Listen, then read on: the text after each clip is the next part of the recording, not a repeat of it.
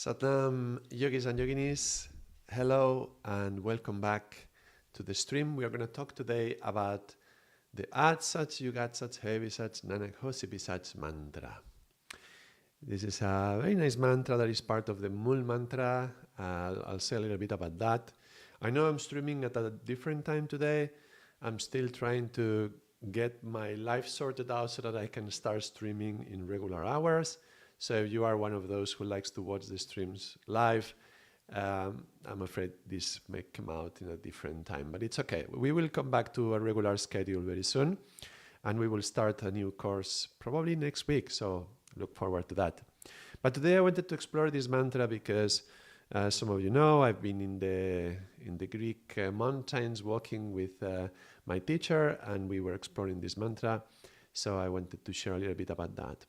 Now, this mantra is part of the Mool mantra, which is composed by Guru Nānak, the first of the Sikh Gurus. And we have a lot about that mantra itself because I did a whole course on it.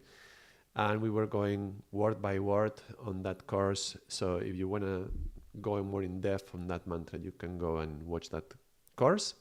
It's here in the channel. And we're going to focus today on the last bit of it, which some of the things I will say now, we already said them back then, but I'm just going to revisit them and we're going to chant a little bit. And so the Mool mantra is the mantra that is attributed to Guru Nānak the moment that he came out of the river when he had his moment of enlightenment or full liberation. And the Mool mantra Ekunkar Satanam Karta Parak Nirbho Nirvara Kalmurat Ajuni Sevangur Prasad Jap. Up until here is what is considered what he heard from the divine, from God.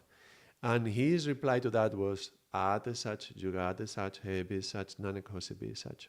So this is the part that we're going to focus on today, because you can take that bit, that part of the mantra by itself, and that you can focus on that independently of the rest of the Mool mantra, and you can just chant that mantra. And actually, it's very present in a good number of meditations from Kundalini Yoga.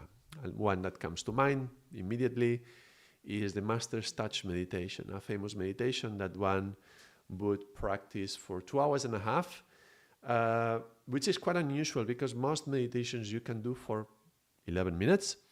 And if you want to go deeper, you can do 22 or 31 or 62. But this one, to really have a full experience of it, you need to do 2 hours and a half. So that's very intense. And some people, I know of some teachers who have done 2 hours and a half for 1,000 days. 1,000 days. And I've met a few of them. It's quite special, eh? 1,000 days of 2 hours and a half every day doing this meditation. And you have to consider, this is a meditation that is extra, like apart from the sadhana. Yeah? Sadhana, you wake up, you do your routine, bath routine, then you do japji, then you do a kriya, and then you do a meditation and you chant some mantras.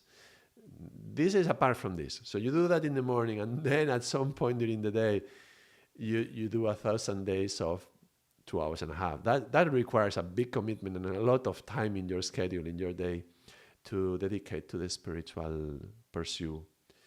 And, well, you know, there's a lot of people who are willing to dedicate their life to the divine. So this is one way to do it. And this meditation is doing like this with the fingers. You touch the fingertips. I believe it's in front of the heart. I haven't checked the details. I'm just speaking from memory. In front of the heart, and you chant Ardaas Sach, Jugād Sach, Sach, Nānak, Hosī Sach. So you emphasize this this sound, which is kind of similar to the SH sound. This is CH, but the ending of is similar to the SH. Now, I'm mentioning this because when we start next week, we will do a course on sounds and individual, the morphemes that we have in the English language and the meaning that is often associated to these sounds. And we will start with the sh sound, so that we are kind of preparing the beginning of the new course. Yogi Bhajan said about this sound that is like the awakening of the Kundalini. So there's some Kundalini energy waking up. But let's talk about the mantra itself for a little bit. Now, Mul Mantra, Ekonkar Sadnam Kartapurak, it represents the rising of consciousness. Ek is one, and Ong is the extension of the one, Kar is going into action. So if you look at it from the numbers perspective, this is doing 1, 2, 3, 4, 5, 6, 7, 8, 9, 10. Yeah, going all the way up. And if you look at it from the perspective of, let's say, Eastern energetics, Eastern anatomy and energetics, you realize that it's actually rising through your spine. So as you are chanting Ekonkar, Satanam, Kartapurek, is rising the energy through the spine to the crown, to get to the crown, which in Kundalini Yoga we call it the 10th gate. I just mentioned Mul Mantra is Ekonkar, is all these numbers from 1 to the 10, actually even to the 11, Guru Prasad.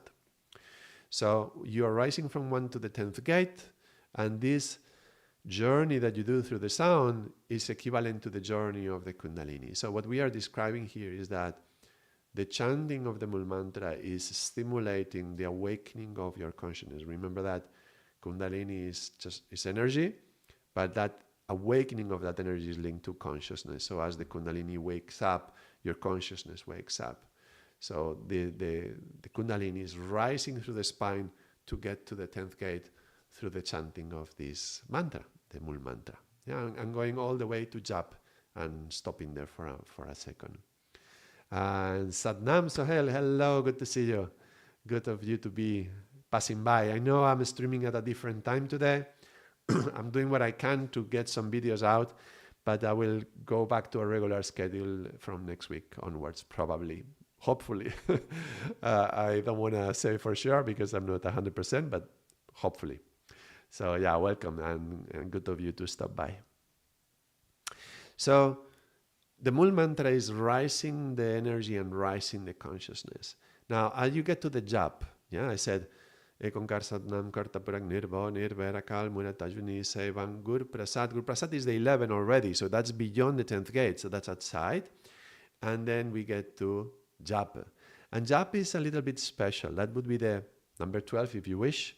And we know jap, it means sort of like repeat this and meditate on this. So it's implied to meditate on this mantra. Satya, Sadnam, hello, blessings from Mallorca. Oh, don't tell me. I miss Mallorca so much. It's good of you to be here. I live in Portugal, but I'm originally from Mallorca. So I lived many years in Catalonia, in Scotland. I lived in a number of places. But when I go to my heart, I miss Mallorca. So, it's nice to see you. Mallorca misses me too. Yeah, oh my God. All right, I'm going to get emotional now. All right, it's nice to see you, Satya.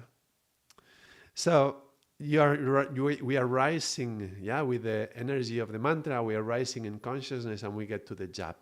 Now, jap is very special. And I'm going to start doing something with the sounds, which is what I like to do, and this is the preparation for what's going to come in the next course that we start next week. Now, the j sound, it's an H. Is an H, and you can see many English words which the j sound represents H, like edge or ledge or a reach or a hedge or a bridge. The bridge has an edge as well. A verge, something that is like jacket, something that's jacket, or a judge. A judge has the edge of whether something is between right and wrong. The judge lives in the edge between right and wrong. Things like that. So the j sound means an edge. So you have to realize that we are climbing to the top of the crown. And as we get here, now, by the way, who is climbing? Kundalini. Okay, the Kundalini energy, which is this feminine energy within us. And as it reaches the crown, it meets Shiva. Shakti meets Shiva. And, this last week with Shiv Charan, my teacher, he was making a big effort to emphasize that we are the brides. Yeah, and we are going to meet God. And it was a big group of men. We were like 34, I think. And it was challenging. I find it challenging to see myself as the bride. Yeah, I mean, we are men, right? But there is this idea that there is something feminine within us. And you can see it like the soul, particularly in Spanish. For those of us who are Spanish, we call it alma, which is a feminine word. It finishes in a, and that's feminine. So you can see like the soul is kind of like feminine. Sometimes it's represented like a swan, Hamsa, yeah? And the swan has this grace to it, which is like a very feminine quality. So you can see like the swan wants to fly and merge with the infinite.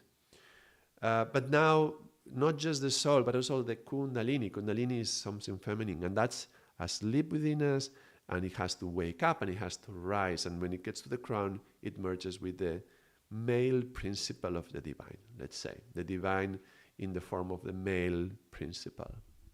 The Mul Mantra starts with Ek. Yeah, we're saying, oh, one, the one, all is one. Well, this one, number one, is male. If you look at the numbers, one is male. The odd numbers are male, 1 and 3, 2 and 4 are female. So the Kundalini rises and touches this crown, and the female within us, the bride, yeah, merges with the groom, and they join, they merge, they marry, yeah. And very interesting. In the trip, when we were exploring this path of the Kundalini, we were walking through a path. We were walking in the Mount Olympus. We were climbing the mountain, and the path we took was number 4, and it was red.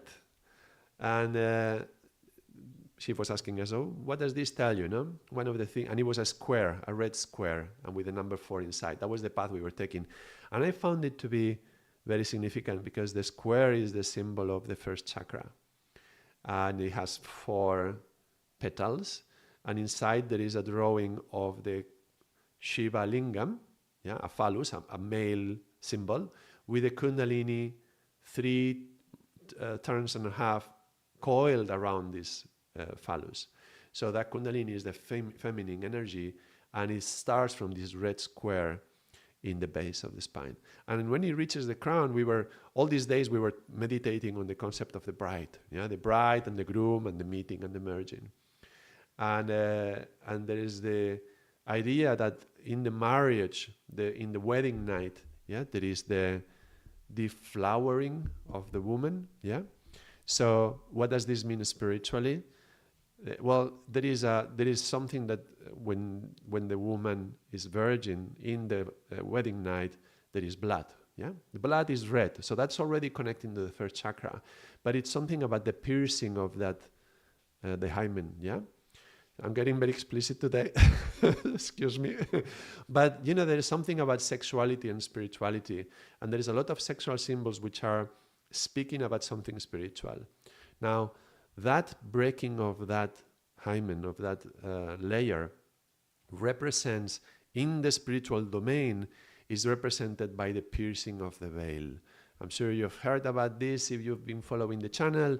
Spiritually speaking, there's many texts which talk about the veil, which separates us from the divine. And at some point, when you get to a certain level of samadhi, with a certain level of enlightenment, that means that the Kundalini is touching the crown, the veil may lift, which is what happens in a wedding. Is very symbolic, yeah? The wife arrives, the wife-to-be arrives, the bride, and has a veil covering her, and then when she's going to marry, the veil lifts. So in the same way, we, the bride, we, the soul bride, or the Kundalini snake bride, if you wish, as you reach the crown, that veil lifts. And the veil doesn't have to be necessarily on God. The veil is on us. We have that veil, and it's partly sustained by our own fears and our own ego, and also partly sustained from the outside by Maya. And when you go through and cross all these barriers from your own ego and let go of the mind games, and you start to connect to the truth, now that's going to be important because it's going to come later, truth, as you connect to that truth, the true reality, the Satnam, yeah, then that Maya dissipates and the veil lifts. And that's when you merge with the divine. So that merging with the divine, that piercing of the veil, yeah, that's like the wedding night. And there is this energy that has merged, yeah, the merging of the male principle and the female principle. So it's really quite beautiful if you look at the different dimensions of the physical and the sexuality with the metaphysical and the divinity and spirituality, and how what happens on the physical body is like a reflection of what happens on the subtle body. Very beautiful. Okay, so the bride has met with the groom, and there is this wedding happening, and now there is this merger of Shiva and Shakti, and we cross through the 10th gate, yeah? Ajuni Seibang, that's the 10th gate. Guru Prasad, by the grace of the Guru, has this happened. Jap. And the J says now there is an edge. So that was not the end. Yeah, there is an edge. An edge means that there is something finishing and there is something beyond.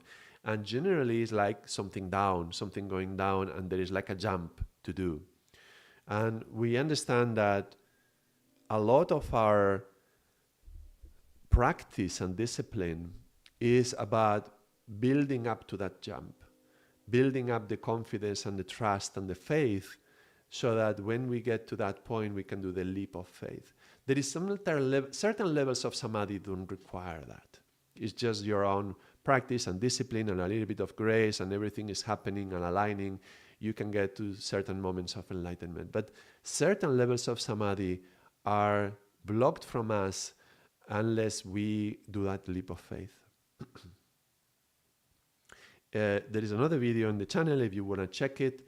I'm happy that, now I can refer to videos I've done in the past. Sometimes, a few years ago I had to say, well, okay, and there is a point about this, we will talk about it in another video. But now we have enough videos that I can just point to what we talked about it. So if you want to know more about this leap of faith, check the video on 5 steps to wisdom, or maybe 5 stages to wisdom. I'm not sure the title. You check wisdom in the channel, you will find the video that I'm talking about. And between the 3rd and the 4th stage, that's when the leap of faith is required. So that's interesting, yeah? The edge of Jap, it says there is going to be an edge right now when you get to crossing the 10th gate, therefore when the veil is lifting. And the word is not just J, it's Jap with a P. And the P is kind of making a pause. You see connection. It's going to say stop, yeah? Oh, Satnam Simon, hello, welcome. It's good to see you. I'm glad that when I'm starting streaming, I see some of these familiar names popping up again. So it's good, Satnam. So J says there is an edge. And the P, which is a point like a little P, it cuts. And the P says, wait, stop. You see the P at the end of a word? Stop, yeah? Stop, make a pause. Because there is something beyond that P. And so what is beyond? Well, Ardaas Singh, Jugād Sach, Sach, Nānak, Hosī Sach. Now if we reach the crown, the Kundalini is here, the merging of Shiva and Shakti has been done, there is a marriage of the two energies. What is beyond? Well, we don't just stay there. That would be enlightenment, but that's not the end. Yeah, I talked about this many times in the channel. You will recognize this. It's not the same as liberation. Enlightenment is not the same as liberation. So the next step is the step of the liberation. Liberation means free and freedom. Yeah, freedom is associated to the element of the air. Yeah, free as a bird, we say. And the birds have to fly. And the flying can only happen because you take the leap of faith. Yeah, sometimes when you leap, you fall, right? Sometimes when you leap, you fly. You can either fall or you can fly. So that's where the faith has to be very strong. You are building it up until that point, and you don't do a blind faith kind of jump. It's not blind faith. It's a leap of faith guided by your intuition. All right. But Jap is telling us that. Watch out, there is an edge. Make a pause, and let's make the jump. Okay. So now we come to the mantra. The mantra is Ardaas Singh, Jugād Singh, Sach, Nānak, Hosī Sach. Let me show it on the screen. I'm going to put it like that. So let's focus on the first part, the Sach. Well, first of all, the sh sound with the sh. I will explore the sh sound more in the next week. The S is the sound of the Kundalini. We will explore this more probably in 2 weeks' time in the other video. But Sach itself, that comes from Sat, which is truth, means truth or reality. From there comes the word Satya, like one of the viewers that just connected a minute ago, right? Satya from Mallorca. She has in this name Satya, which is truth, means the truth. So Sach is telling us about the truth.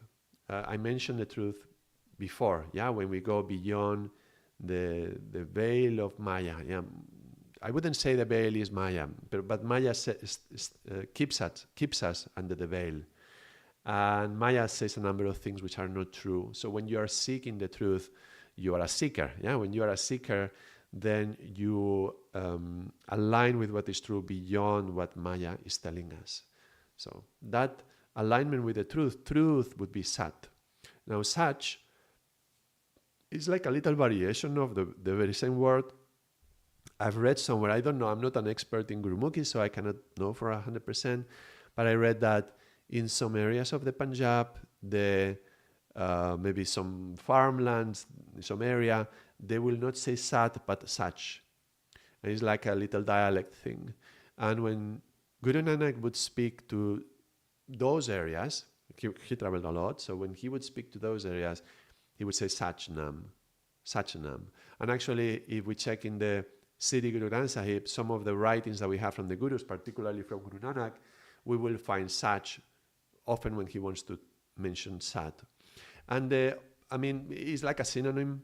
Then it's basically the same. However, Sach contains a little bit more of purity within it. So there is some sort of purity sense. Satnam Isabel, hello, welcome, good to see you. I hope you had a good holidays, good summer. Good to you. Good for you to stop by. So, Sach means truth, but also with a certain purity, true and pure. There is a purity to that. I was thinking now of some words which imply purifying and how they have this sound in Sanskrit. Yeah, so Sach, true, a pure truth. So this mantra, Ardaas Sach, is going to refer to the truth. And it's going to refer, remember, we're talking about liberation. Liberation is the element of air. So we're going to talk about the element of air, which is, according to Numbers, number 4. And it's interesting that this mantra has these 4 parts.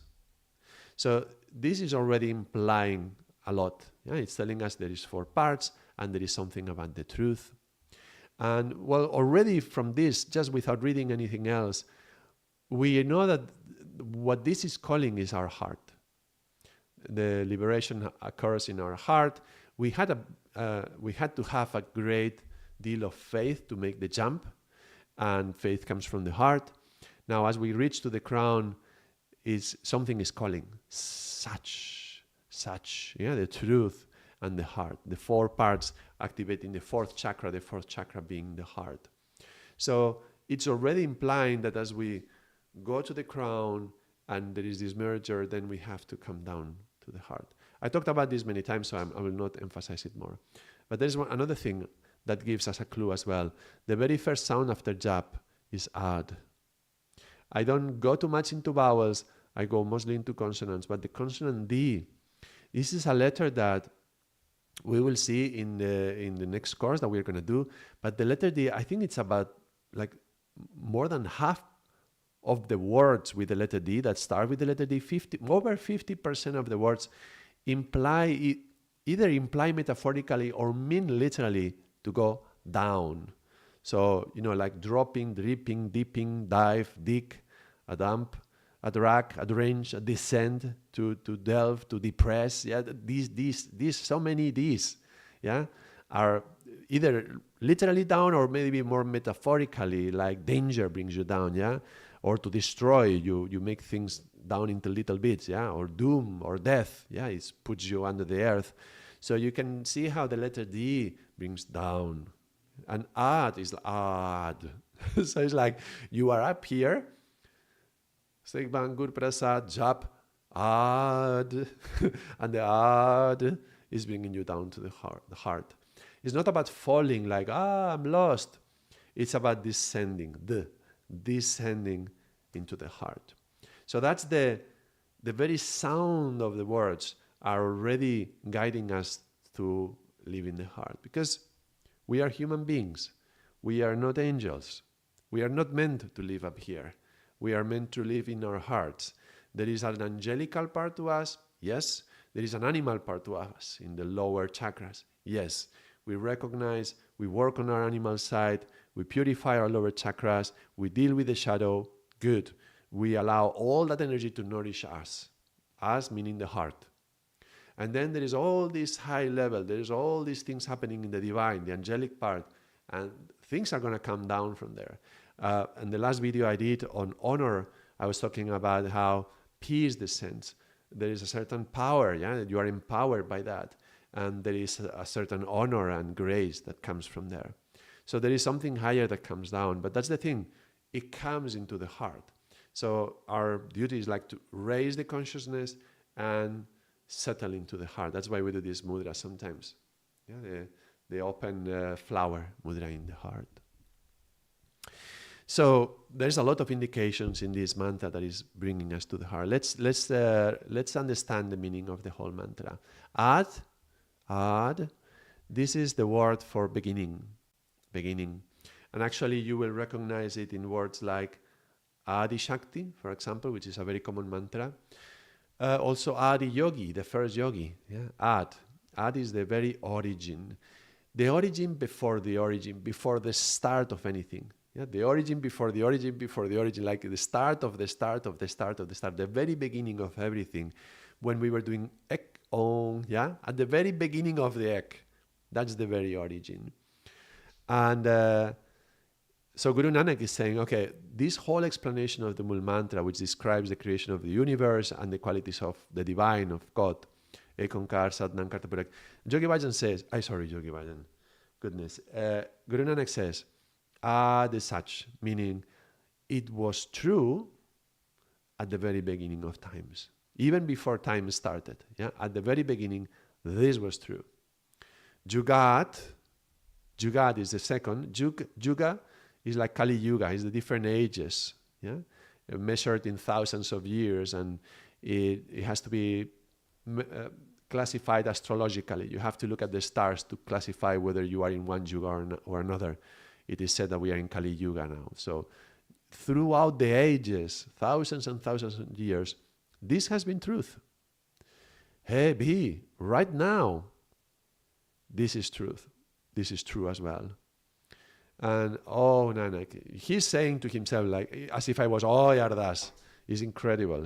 So, Nānak, this will always be true. So he's asserting the truth of the previous statement, Ekonkar, Satnam, Kartapurek. He's telling us to repeat and meditate on this, that this is truth. And by vibrating this true statement of Ekonkar, Satnam, you are vibrating your heart. And therefore it's also implying stay in your heart, go to your heart, raise the consciousness, descend into the heart, and then fall into the heart. Don't let the heart fall, but fall into the heart. There is this little meditation that I've guided sometimes. I think in the channel there's some video, how to fall into the heart, not to let the heart fall. Really lovely. And I try to do a little nap every day and after lunch, and I do that, falling into the heart. Sometimes I sleep, sometimes I don't, but I always like fall into the heart. It's a very beautiful practice. So there we go. That's the whole, like a deeper understanding of what the mantra means. What does it mean energetically linked to the sounds of the mantra, and what it's doing to us. To go even deeper, we'll need to understand the sound sh, and we will go into that on the course that we will start next week. But already we have a good approximation to this.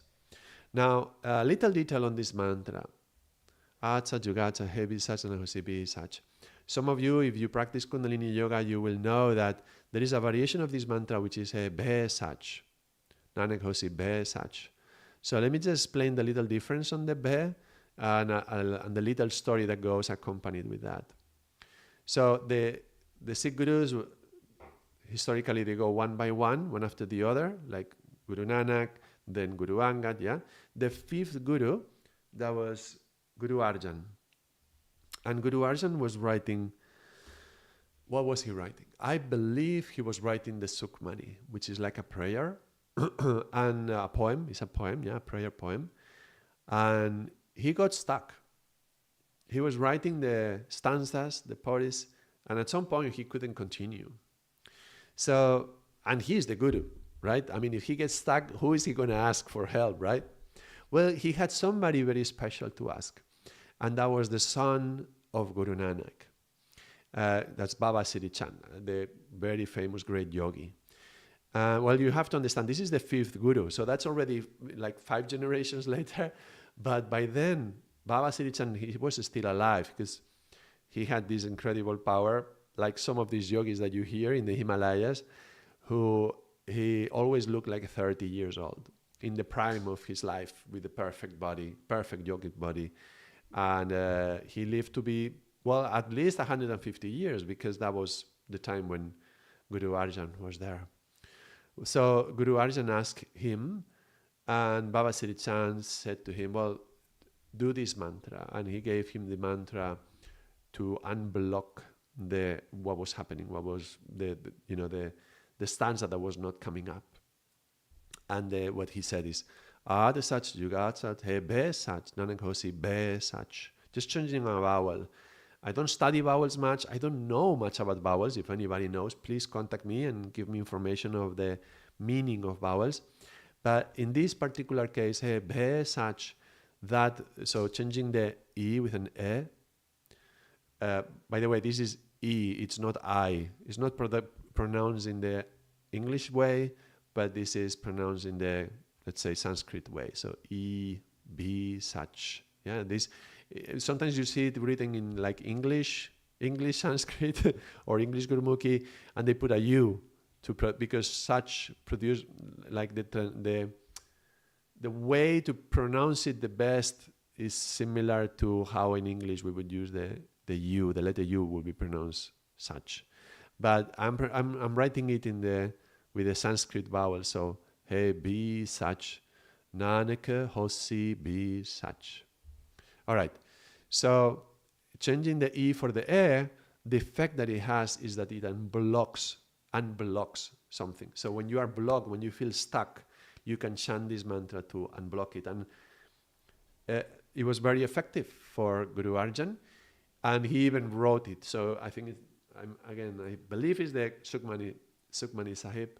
In the Sukhmani, you read it and there's I don't know how many stanzas, I think it's 12 or something, and then comes Ardaas Singh Jugād, He Be Sach, Nānak Hosī Be Sach, which is what Baba Siri Chand gave him, and then that got unlocked everything that had to come after.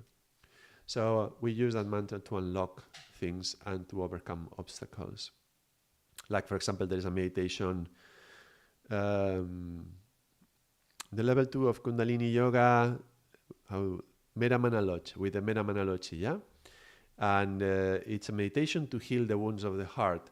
So we chant the Mera Manaloche, which are these letters, beautiful letters, poems, and then we chant the Ardaas Singh Jugād He Be Sach, Nānak Hosī Be Sach, to unlock what made your heart close.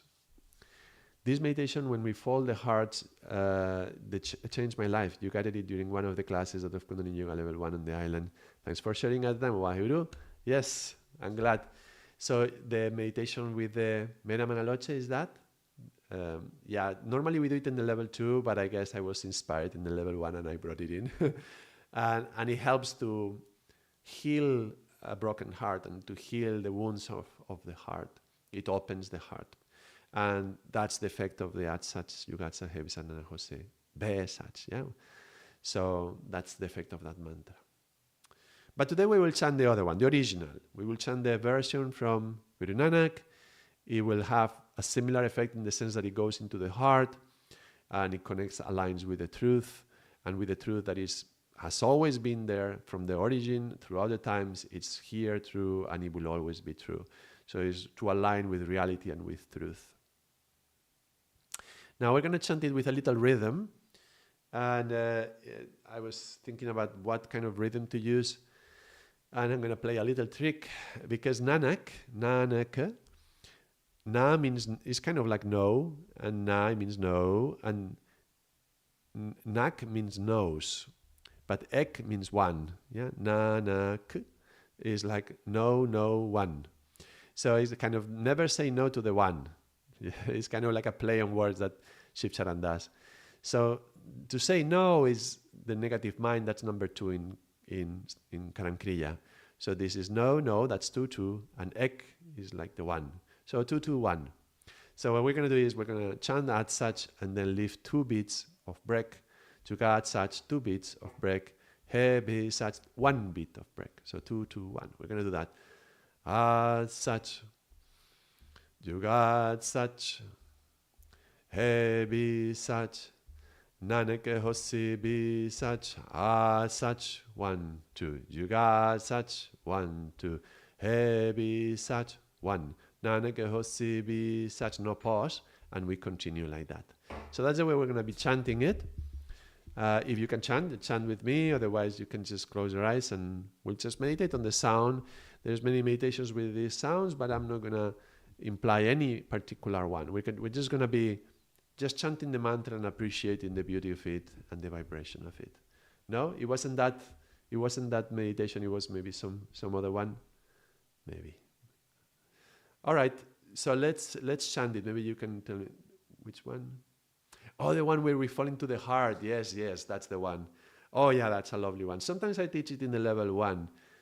It's a beautiful practice. Yeah, as I mentioned, every day I try to go there. That's a good place to live, in the heart. Yep. All right, so let's chant a little bit with this rhythm. And if you can close your eyes, close the eyes. If you're driving, don't do it. Let's get into it.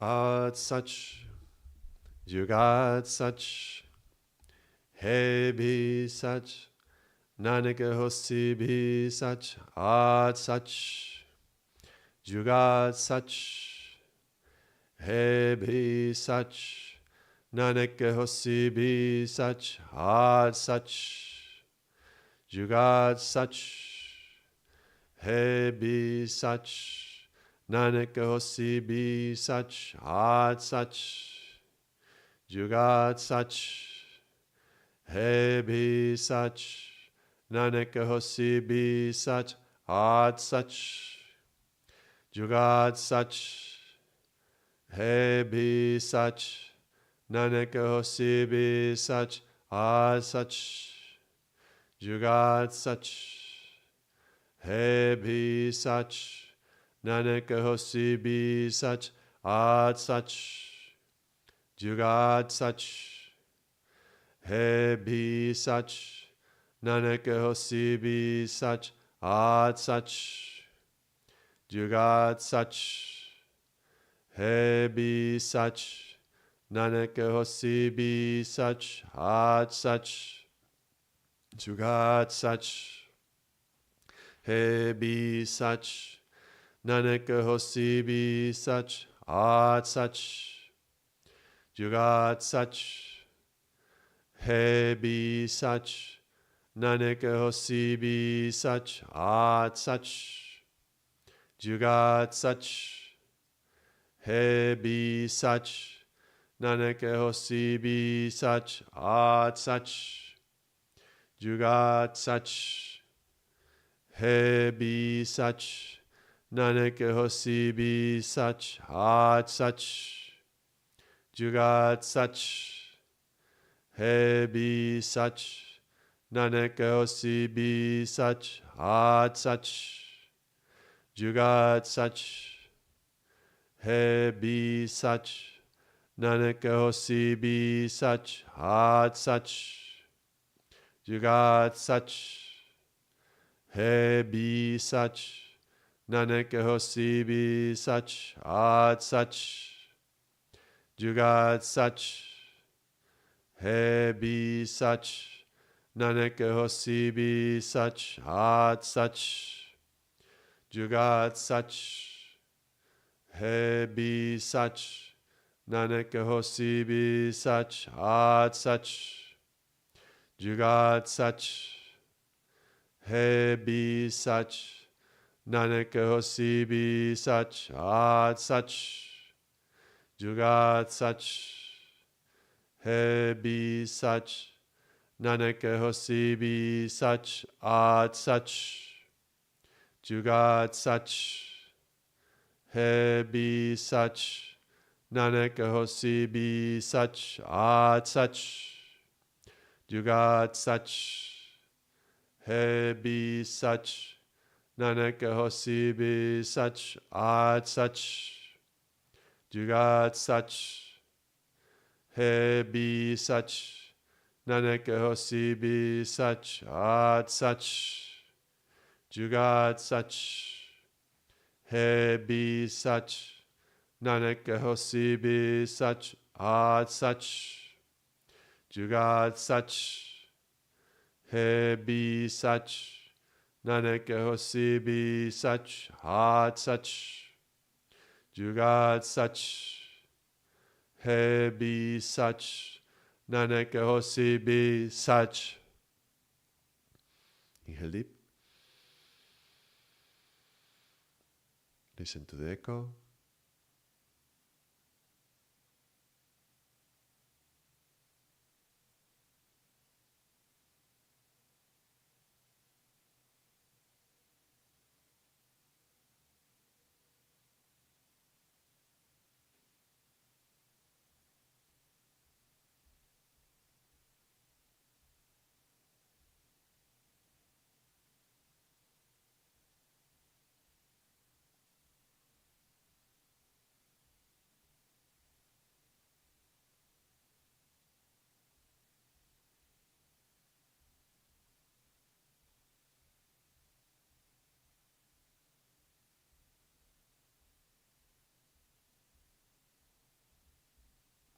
Exhale when you need to.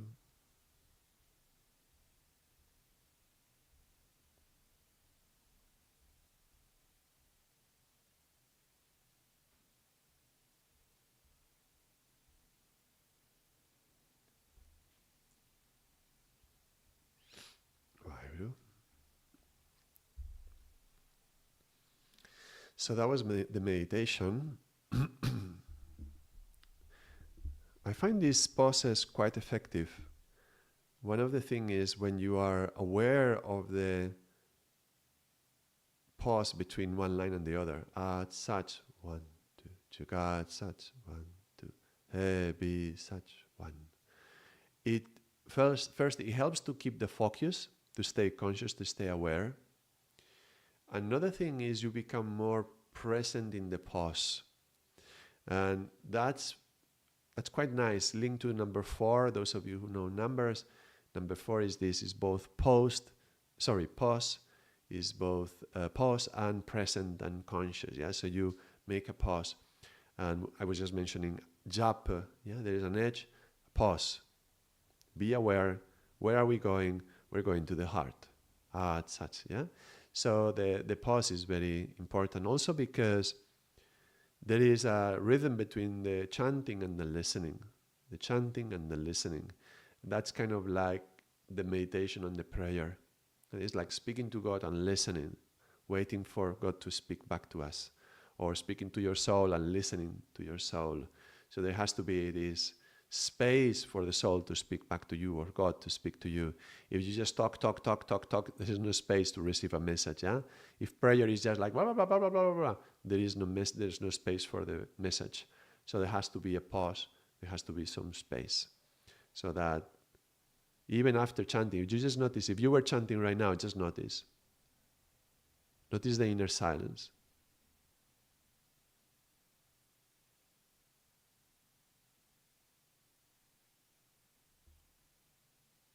If I stop speaking, immediately there is this silence behind. Yeah, there is an emptiness in the head. We are much more present in the heart, and there is an empty space. No better place than to leave it than in this empty space. Thank you very much for watching. Thank you for interacting. Thank you all of those who connected live and talked to me with the chat. Feel free to write your comments if you were watching the video. How was it for you? And thank you everybody for sharing the videos, liking them if you enjoyed them, and everybody who supports by becoming a member as well. Thank you very much, and I'll see you next time. Satsang.